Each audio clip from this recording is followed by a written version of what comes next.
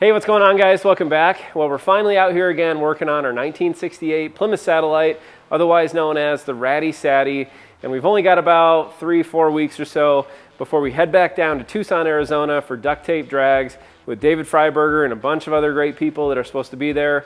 We had an awesome time last year, even though we completely embarrassed ourselves with this car. So at this time last year, we just found the car. We got it running, driving, and racing in about 3 weeks, and we pretty much broke everything. So since then, it's got a completely new engine, full suspension, coilovers, full cage. It's had a lot of work done to it, but unfortunately we have a few issues that we're gonna need to address. But I figure while we're in there addressing those issues, why not make the car even faster than it is now? So we've got a few weeks. Thankfully, the work is not too severe, but we wanna make sure that we can get everything dialed in so that way it's running tip-top so we don't have a repeat of what happened last year. Now, as it sits right now, the car looks great, it runs great, it drives absolutely spectacular, and to be honest with you, I beat the hell out of this car since we've had it on the street. We took it to Matt's a few months ago down in Las Vegas, ended up running some autocross with it, also tried to do some drag racing, but didn't quite make it on the track, but looking to hopefully redeem ourselves from that disastrous time last year in Tucson. Now, there is one major issue with the car, and I know it's gonna sound absolutely silly, but I cannot accurately time the car. So when my buddy and I, we were setting this thing up for Matt's, we were sequencing the carburetors together. We set the timing at 32 total, went out on a drive, came back, we wanted to check it again, couldn't find the mark. And so we thought the timing light was actually broke, went out and bought another light, checked it, couldn't find the mark again. We finally did find it, and according to the timing light, the car is sitting at 87 degrees timing, which I guess it's possible, very unlikely considering the car was still running and still running very well.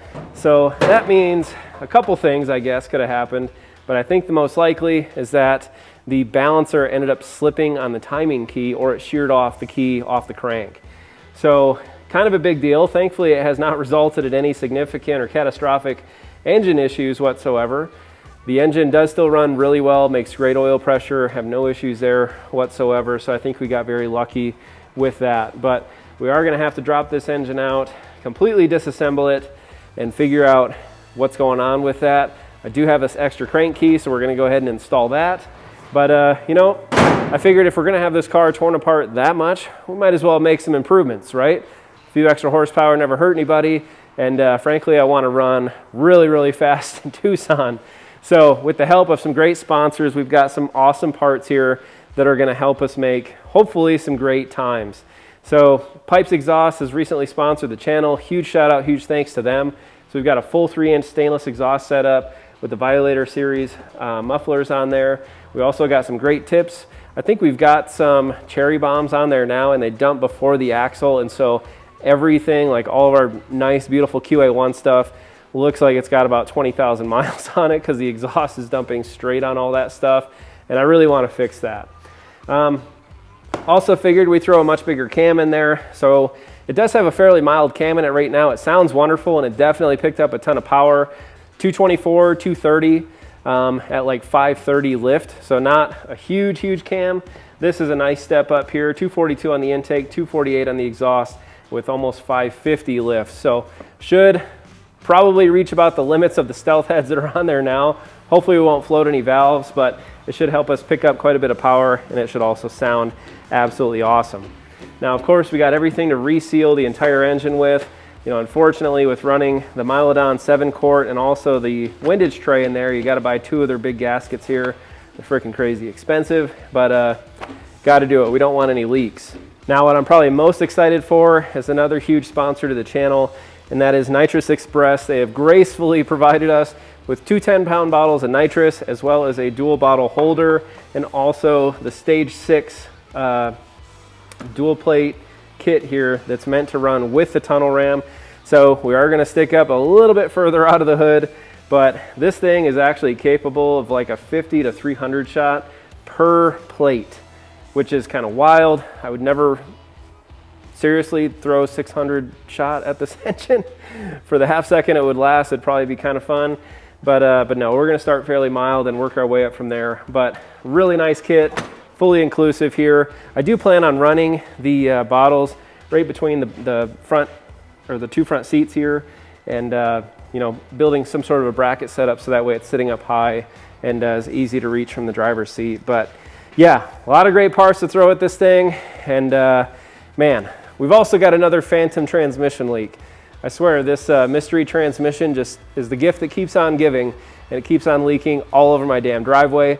So I think this time it's an input shaft seal. So we'll work to address that as well when we have the transmission out of the car. But the good thing is I've got some very capable help.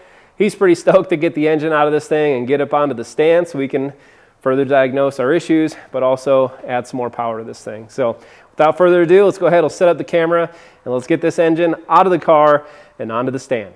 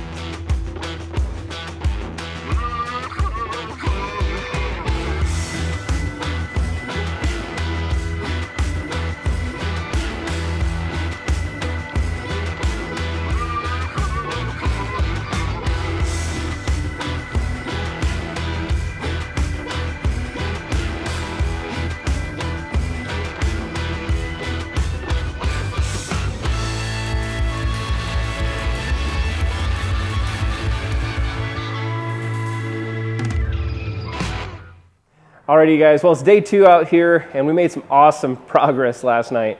Ended up having to do quite a bit of work off camera, unfortunately. Like every one of my batteries for my camera was dead. But I kept going and kept going. Got the entire engine completely stripped down to the bare block. Now there's really 2 reasons that I had to tear this block down all the way to just the bare block. And that is, number 1, I mentioned earlier, the harmonic balancer slipped on the crank. Found out why. So this right here is 2/3 of a woodruff key. Hopefully you guys can see that. The corner is completely broken off of that, and so it was actually kind of sitting cockeyed on the crankshaft, which allowed that balancer to spin around it, and yeah, could have created some real havoc for me, but was able to pop it right out, no problem. And you know what? I think that goes back to when I built the engine. Looking at photos, and I'll drop another one right here right now, it's pretty obvious that this was actually that way when I put the block together. So chances are it's been like that for a really long time. I didn't catch it when I was putting things together. So yeah, lesson learned. Make sure you guys check that. I'll blame it on the fog of mats and trying to get ready to go last February to muscle cars at the Strip in Vegas. But yeah, was able to knock that out. And then I've still got the old Lazarus 383 from that 68 Charger that we had a couple years back. That engine is complete junk. Still have it sitting over there. Knocked it a few times with the hammer, popped it out, and we've got a newer used woodruff key installed here on the crank, and that's exactly how it's supposed to be, where it's the entire length there, and it will allow not only the bottom of our timing gear set, but then also that harmonic balancer to fit right over the top of that and lock things in and actually allow us to time the car. Now, the second reason that I had to tear this thing down is that with me running nitrous, I had the piston ring set. I want to say it was like 28 on the top ring and around 30 or so on the bottom ring. So the Keith Black instructions for these pistons do require me to open that ring gap up quite a bit, and the top ring gap needed to be set to 41 thousandths and the bottom one to 35. So went ahead and did all that while the pistons were out of the block. Also hit it with the quick dingleberry hone. I think I did maybe 5 passes in each bore, and I mean, they came out like brand new. You can't go wrong with that. It was an Amazon score. And then lastly, since I had all the ambition in the world last night, a whole lot more than I do today, but yeah, I ended up doing a really simple crank polish. So when I pulled the rods out, I had a few of the bearings that had some junk in there, and whether it was from, you know, just little bits and pieces floating around the engine, or if it was that the crank itself was actually a little bit galled up, either way, went ahead, did a quick polish on that. I'm not going to take credit for it. My buddy Mopar Joe sent me the video for it, and I will drop the actual video down in the description below. But check it out. It cost me maybe $1.50 and maybe 20-30 minutes of my time, and the journals on the crank look like they're completely brand new. So everything is slapped back together. Everything is rolling over great, and really now we can start slapping things back together. So we can get our cam put in first and foremost. We can then kind of put everything together here, get this timing cover back on. Of course, we got the oil pan, we've got the lifters, we've got the heads, we've got everything to put back on this engine. And man, can't wait to have this thing slapped back together. My goal is to try to get it done, at least put the engine back together tonight, get it back into the car tomorrow, and man, hopefully we'll see a first start by the end of this video.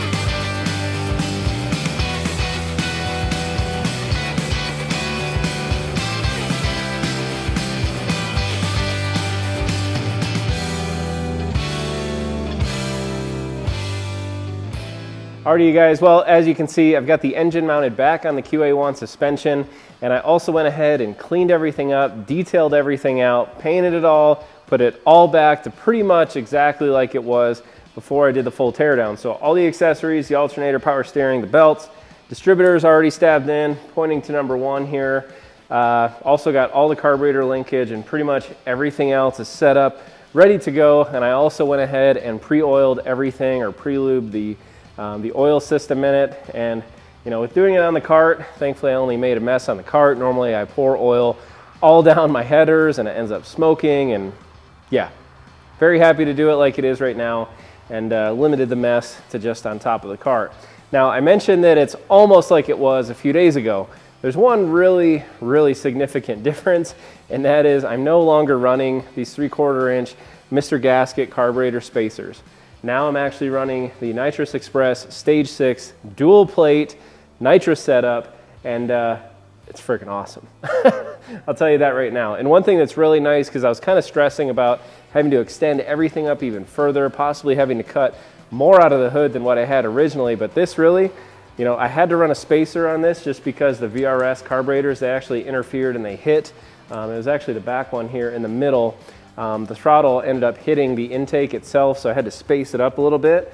But instead of spacing it up even more, I could actually just swap this out, put in the Stage 6 setup, and we're pretty much good to go. Now, getting the Stage 6 setup installed, at least to this point, there's really no magic here. The only thing that I had to do was just make sure that the fuel side was on one side and the nitrous side being on the other. So now I will have to run, I'm gonna run an elbow out this side, we'll run a T to this side, and end up mounting the solenoid somewhere behind the engine.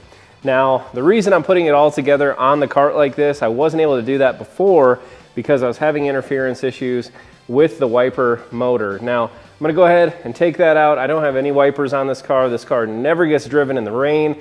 I really have no use whatsoever for the wiper motor. So I think that that's actually going to be the natural spot where the solenoids will go ahead and mount. And we also shouldn't have any issues actually rolling this thing right underneath of the car and mounting it up.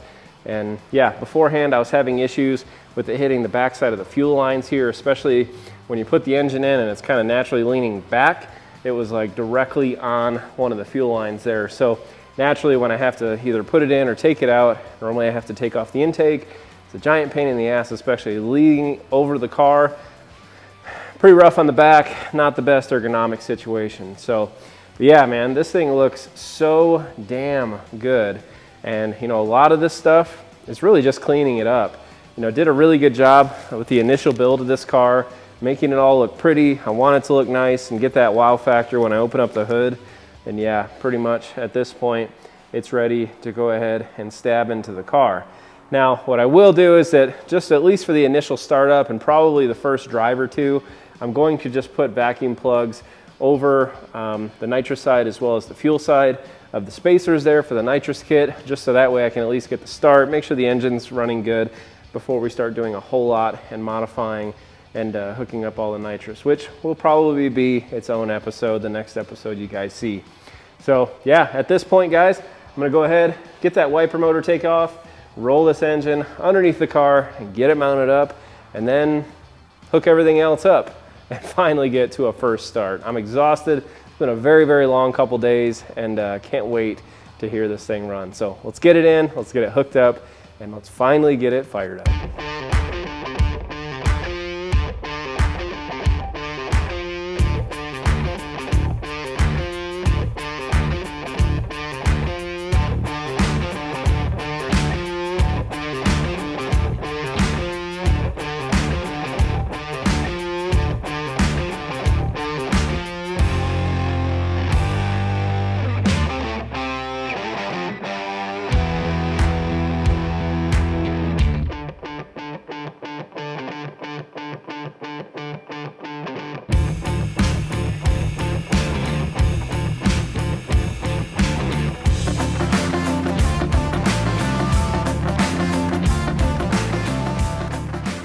Alrighty guys, so after a really long night last night, made some huge progress on the car. You guys have seen me install a motor. I'm sure you guys have installed plenty of your own. I did not film a whole lot of it. Everything went back on the exact same way that it came off. And yeah, got just about everything wrapped up here with the exception of the exhaust. But drive shaft is installed. Everything is torqued down, tightened down. No leaks, no drips, nothing crazy at all. I did have to run some new cooler hose though, because I am running a stacked transmission cooler now. I was having issues with running the 3000 stall in the car, and it just wanted to kind of continuously creep up on me, especially running it at like 95 or 100 degrees outside. It's just inevitable that that's going to happen. So hopefully that'll help me reduce my cooling temps quite a bit. But yeah, everything is pretty much ready to go, and we're ready to fire this thing and hear that awesome cam in the car. Now, at this point, I do have a pretty good relationship with my neighbors. I don't want to ruin that, so I figure it's time to install a killer exhaust system for my friends over at Pypes. So they offer a couple different options here. I think it's for the 66 to 72 or 74 B body is kind of the same kit here. Really, the only options are either 2.5 or 3 inches. This is the 3, and then there's also an X pipe or an H pipe option. There's my man T-Bone, he's ready for it. But yeah, it's killer setup, all stainless. It's really, really sweet.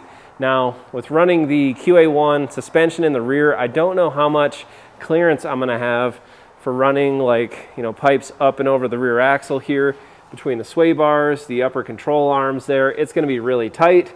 So we may just stop right there at the mufflers, and I'll have to buy some turn downs and run them straight down into the ground. Now, I also did have the electric cutouts on the old car. I don't have them on this. I may reach out to them to try to get those. But when you order these mufflers, there's a couple different options here. I've got, you know, either the Turbo Pro here, and you can kind of see the sound meter, a little hollow and deep there. Race Pro, powerful and modern. We've got Street Pro, classic muscle, and I'm sure you guys can guess what mufflers we ordered. So you guys see that? Wake the neighbors up. Let's hope we don't have to go that far. Not that unreasonable. Come on now, guys. But yeah, they're pretty killer. And as you guys can see, I mean, you can see daylight through that muffler pretty easy. I'm sure she's gonna be real loud and proud for us. So yeah, I went ahead. I did also cut off right here at this connection point, and this is all 3-inch, so we should be able to just slide over this and then kind of connect things down as we go. And thankfully with the Pypes kit too, you guys can see we can get rid of these exhaust hangers, which Birdsong made fun of me when he saw that at Matt's with all this fancy stuff underneath the car, still running coat hangers under here, so we're going to get rid of that and make this thing look really nice. Now, the turn downs I think are an absolute must. You guys can see I have not put a ton of miles on this car, but you guys can see how grody and nasty and just caked up with all the exhaust dust and everything that comes out the back of the car. It's really gross. So while I'm fitting up the exhaust, my man T-Bone here is going to throw on some gloves and clean up that rear axle for us and get everything looking good so that way we can get it started and take it for a rip at the end of this video. So enough talking, let's get this exhaust installed.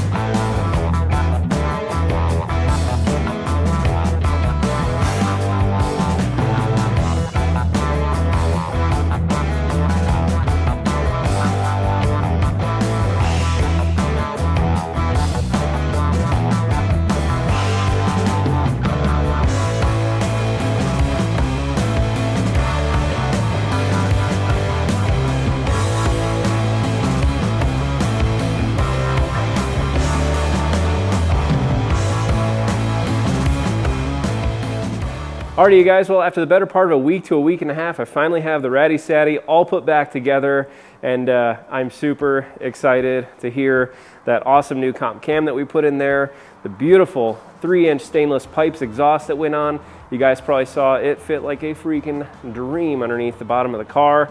Now, with me running the QA1 4-link and the coilovers and everything, there's no chance of fitting that stuff underneath the car. I mean, the pipes are big, and trying to fit them up and over the rear axle was just not going to happen. I think the only option would be if I ran some sort of a flat oval setup, and frankly I don't care that much. So we're going to go ahead and run those AutoZone special turn downs out the back of the mufflers.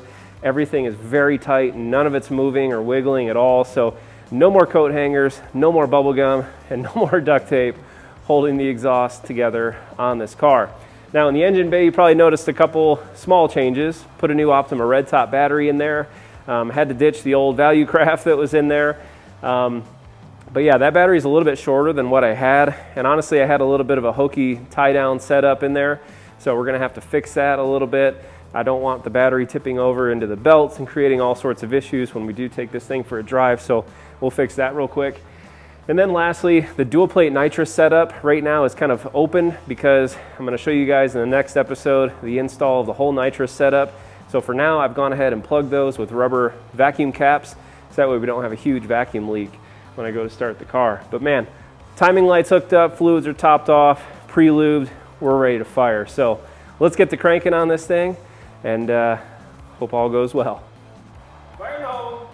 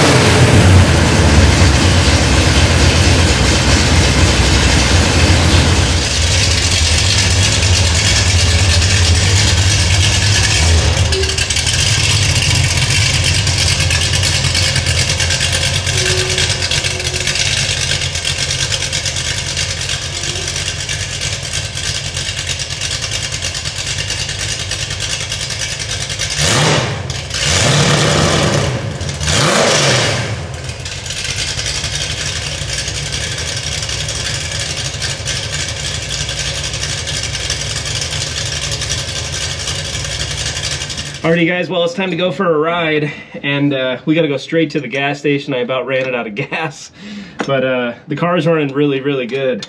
I've got the timing right now set at 18 initial and 34 total, and man, the car started right up. Great oil pressure. I think I was over 75 pounds the entire time it was running. Got it up to temp, no leaks, topped off some ATF, and pulled it outside, cleaned it up, and it's time to go for a ride. So let's see how she does. The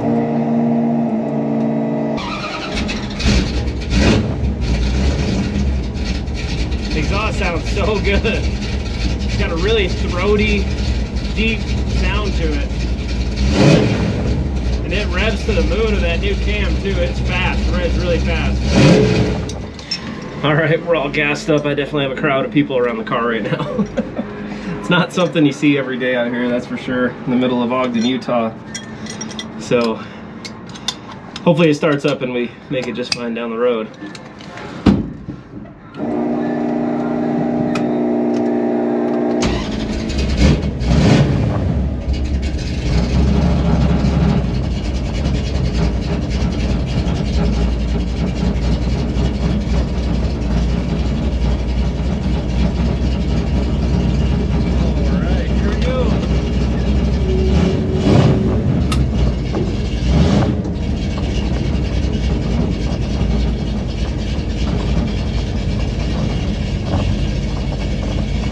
I think I need to adjust this shifter a little bit. That first and second shift was a bit rough on the way here. Not a big deal. It actually did take me quite a bit of time to get that right. It's a cheap Amazon shifter cable. I had to go with a little bit longer cable than what they had, or actually I had to go with a little bit shorter cable than what the kit came with originally. So it's just an Amazon special. Here we go.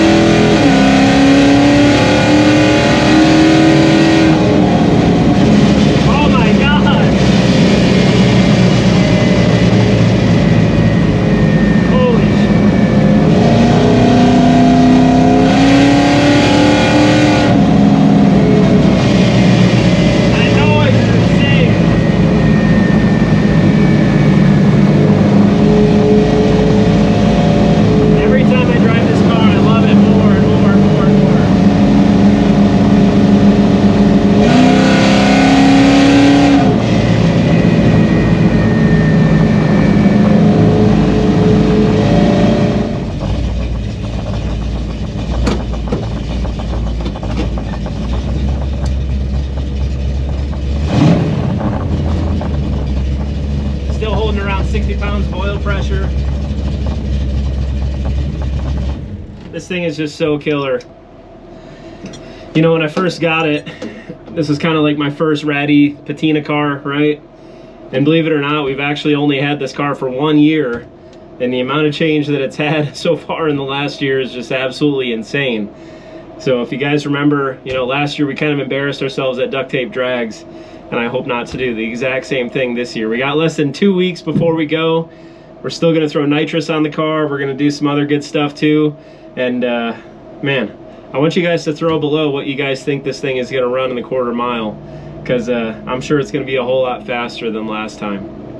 But yeah guys, I'm tired. It's been a long week getting this thing around and getting it ready, but totally just paid off on that awesome test drive. So can't wait to show you guys more content and more footage on the car.